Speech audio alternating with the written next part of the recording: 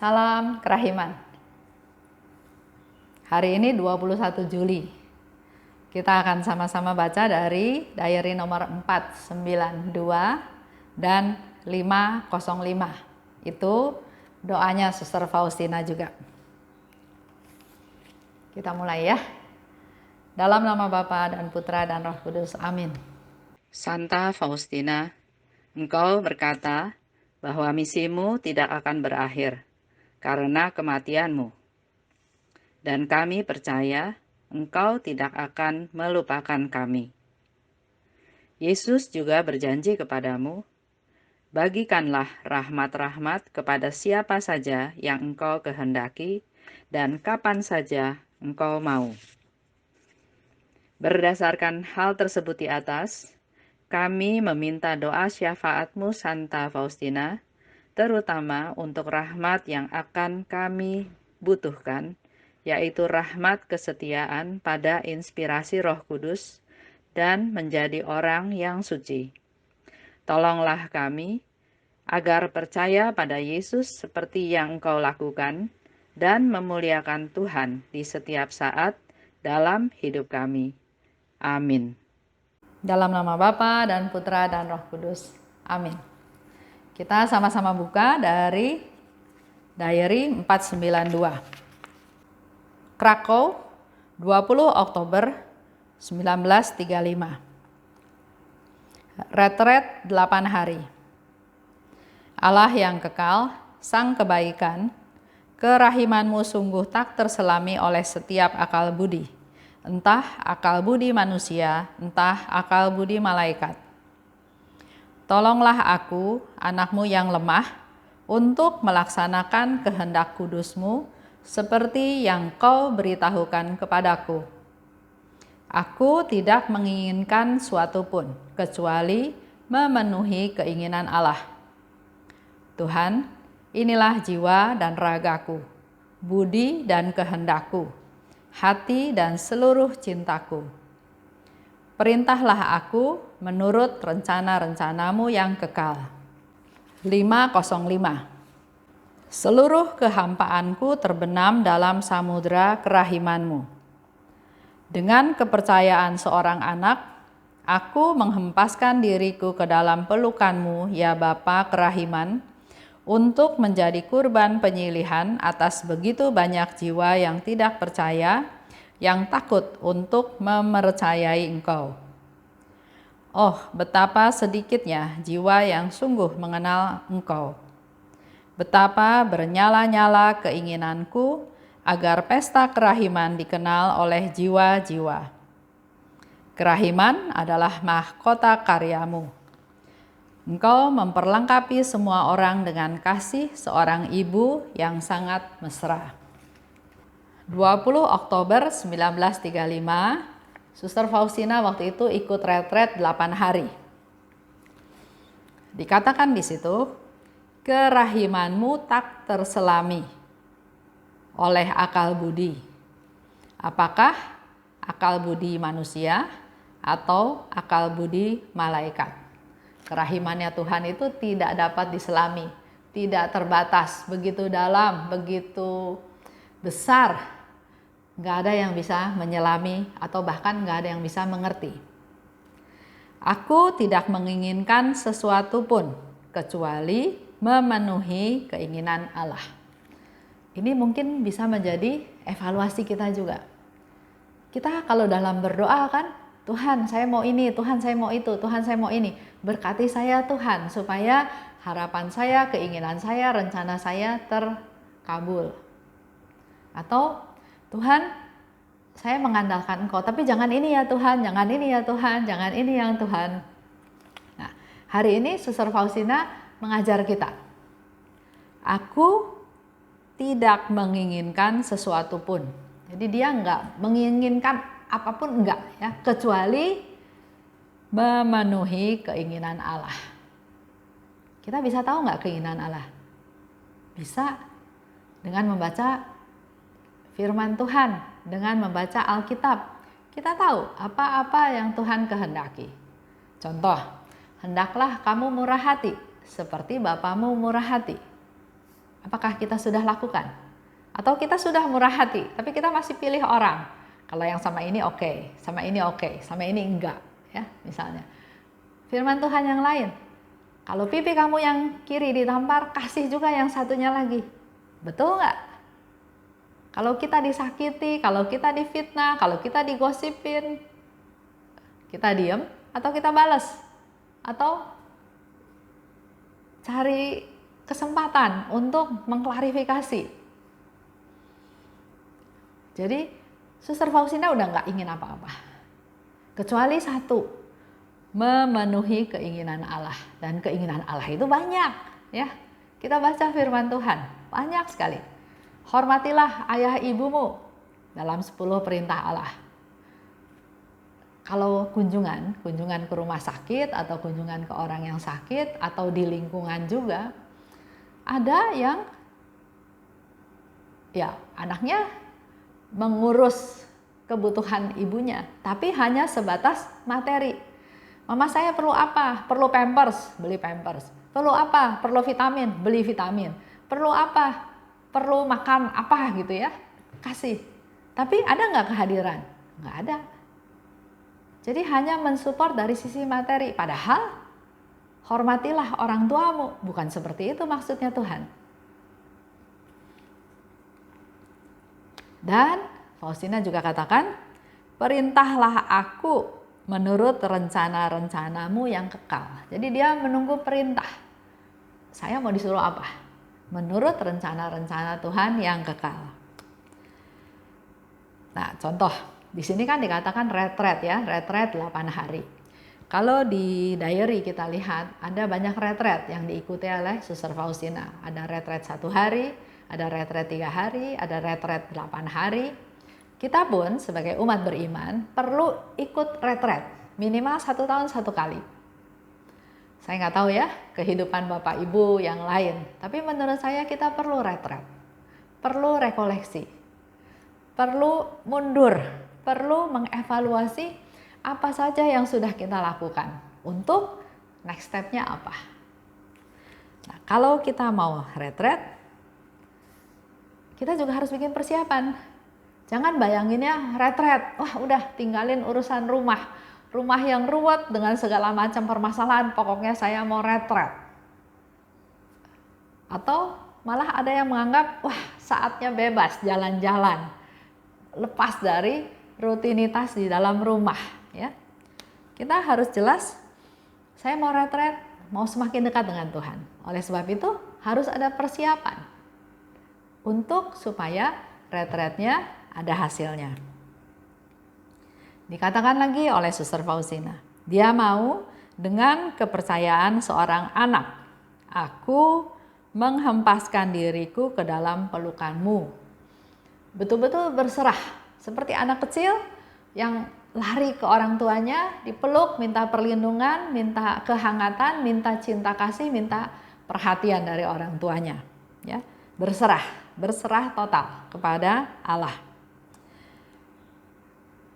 Dikatakan lagi, untuk menjadi kurban penyilihan atas begitu banyak jiwa yang tidak percaya. Suster Faustina tahu, banyak jiwa yang gak percaya sama kerahiman Tuhan. Banyak jiwa yang meragukan kebaikan Tuhan. Oleh sebab itu, dia katakan, aku mau menjadi kurban penyilihan atas begitu banyak jiwa yang tidak percaya, yang takut untuk percaya kepadamu. Dia mau menjadi silih, ya, menjadi berkorban untuk orang-orang yang tidak percaya kepada Tuhan. Di situ dikatakan lagi, kerahiman adalah mahkota karyamu. Semua karya Tuhan itu dimahkotai dengan kerahiman. Punya tujuannya adalah karena kerahiman Tuhan, maka Tuhan berkarya seperti yang kita tahu. Engkau memperlengkapi semua orang dengan kasih seorang ibu yang sangat mesra. Engkau memperlengkapi semua orang dengan kasih seorang ibu yang sangat mesra. Jadi kita harus tahu bahwa semua manusia itu pada dasarnya baik. Dia punya hati nurani yang baik. Seperti yang dikatakan di sini, engkau memperlengkapi semua orang, kita semua, dengan kasih seorang ibu yang sangat mesra. Jadi ada cinta kasih, ada belas kasih, ada kepedulian di dalam diri setiap manusia, di dalam hati nuraninya. Tapi terus kenapa itu hilang? Karena keadaan, karena situasi. Juga mungkin karena hal-hal lain yang mempengaruhi dia sehingga akhirnya dia memendam atau dalam tanda kutip lupa. Tapi sebetulnya setiap manusia punya hati nurani yang punya kasih seorang ibu yang sangat mesra kepada anak-anaknya. Jadi semua orang itu punya kasih. Contoh ya, ada seorang ibu, suaminya udah meninggal, dia punya anak banyak. Tapi dia tinggal di lingkungan yang bukan saja kumuh, tapi juga di lingkungan yang enggak gitu sehat. Dengan kehidupan malam, dengan kehidupan kriminal, dengan kehidupan narkoba ya, seperti itu. Dia nggak bisa pindah karena memang hidupnya di situ, nggak punya kemampuan untuk pindah ya. Jadi dia tetap berdoa, tetap berusaha untuk menjaga anaknya dengan sebaik-baiknya. Tapi karena keadaan ekonomi, karena keadaan lingkungan, karena banyak faktor, maka salah satu anaknya itu terjerumus ke narkoba. Yang ngaco satu, tapi dia otomatis merusak atau mengganggu keharmonisan kehidupan di dalam keluarga tersebut. Karena kalau lagi kumat ya, dia bisa merusak barang, dia bisa banting barang, dia minta uang. Kalau nggak dikasih uang buat beli, dia bisa merusak barang. Otomatis anggota keluarganya hidupnya nggak ada yang merasa tentram, nggak ada yang merasa nyaman. Bahkan kalau anggota keluarganya berharap orang ini udah jangan pulang ke rumah, udah biarin hilang aja ya, karena dia nggak membawa damai sukacita, malah membawa keributan. Nanti tiba-tiba TV di rumah hilang karena ternyata sudah dijual. Nanti tiba-tiba barang apa lagi hilang ya. Itu membuat seisi keluarga nggak nyaman. Tapi sebagai seorang ibu, dia tetap mengasihi anaknya. Seburuk apapun, sejelek apapun, semenyusahkan apapun, dia tetap sayang sama anak ini. Sampai suatu hari jatuh sakit. Anggota keluarganya nggak suka sama biang kerok ini ya. Tapi dia sebagai ibu, dia tetap mengurus anaknya dengan sebaik-baiknya. Di satu pihak dia juga merasa, aduh ini anak kok bikin susah ya. Tapi dia punya kasih seorang ibu yang sangat mesra yang Tuhan kasih di dalam dirinya. Biar bagaimanapun ini anak saya, anak yang dititipkan oleh Tuhan pada saya. Saya harus menjaga dia, saya harus merawat dia, saya harus mengampuni dia, saya harus memelihara dia. Itu kewajiban seorang ibu. Yang walaupun akhirnya anaknya meninggal karena narkobanya sudah parah, sudah berat, dia juga sampai stroke, sampai akhirnya meninggal. Tapi kasih ibu ini tetap sama. Apakah anaknya baik, apakah anaknya menyusahkan, dia tetap mengasihi anaknya. Itu yang Suster Faustina katakan, engkau memperlengkapi semua orang dengan kasih seorang ibu yang sangat mesra. Itu contoh ibu ya. Tapi maksud saya dengan kata-kata Suster Faustina di sini semua orang, bukan hanya semua ibu. Jadi baik itu bapak, siapapun sebetulnya punya hati nurani, punya kasih yang mesra. Mari kita sama-sama membangunkan, membuat satu sarana, satu kesempatan supaya kasih yang mesra itu yang tadinya sudah tenggelam dengan segala macam permasalahan menjadi ada kesempatan kembali, menjadi bangkit kembali, dan kasih itu yang menguasai kita semua. Biar kasih itu yang naik ke permukaan, yang ada adalah kasih. Kita melakukan segala sesuatu dengan dasar kasih karena kita sudah punya kasih yang Tuhan berikan, yang ada dalam diri kita masing-masing. Begitu pula kita beri kesempatan orang lain untuk juga bisa mengeluarkan, menumbuhkan kasih yang ada di dalam diri mereka masing-masing. Karena pada dasarnya semua orang itu baik. Ya, pada dasarnya semua orang itu baik. Tuhan menciptakan manusia itu baik adanya.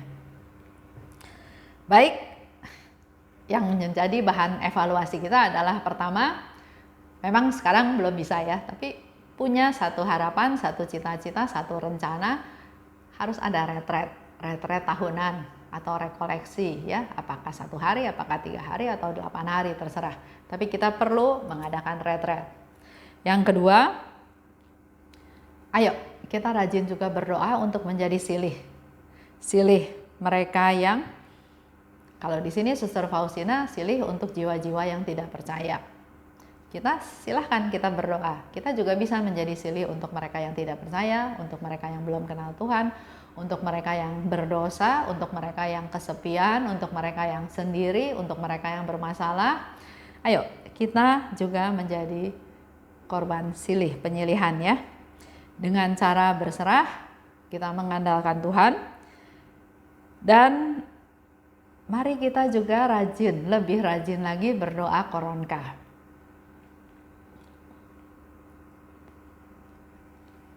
Dan ingat juga satu hal, semua orang itu diciptakan Tuhan baik adanya. Kita juga berdoa buat mereka supaya mereka bertobat. Supaya kekerasan, dendam, marah, sakit hati itu makin lama makin kecil, tapi kasih, melakukan segala sesuatu dengan dasar kasih itu yang makin lama menjadi makin besar, makin berkembang, makin dirasakan oleh orang sekitar. Baik, kita tutup dengan doa ya. Dalam nama Bapa dan Putra dan Roh Kudus, amin. Terima kasih Tuhan atas kasih karunia-Mu yang Kau limpahkan pada kami pada hari ini. Kembali Engkau ingatkan kami untuk bisa mengevaluasi diri kami masing-masing. Sudah sejauh ini yang kami lakukan, apakah berkenan kepadamu? Apa yang masih harus diperbaiki? Apa next step saya di waktu yang akan datang? Mampukan kami juga punya rasa rindu untuk mulai berdoa untuk kepentingan orang lain, menjadi silih untuk orang-orang yang membutuhkan. Dan tumbuhkan juga dalam hati kami Tuhan bahwa semua orang diciptakan itu baik adanya. Agar kami semua, juga mereka-mereka bisa melakukan, punya motivasi untuk bisa melakukan segala hal berdasarkan kasih yang sudah Engkau berikan, yang sudah Engkau tanam dalam hati kami masing-masing. Biar kasih-Mu semakin besar Tuhan, dan dapat dirasakan oleh orang-orang di sekitar kami. Kemuliaan kepada Bapa dan Putra dan Roh Kudus, seperti pada permulaan, sekarang, selalu, dan sepanjang segala abad. Amin. Dalam nama Bapa dan Putra dan Roh Kudus, amin. Salam kerahiman.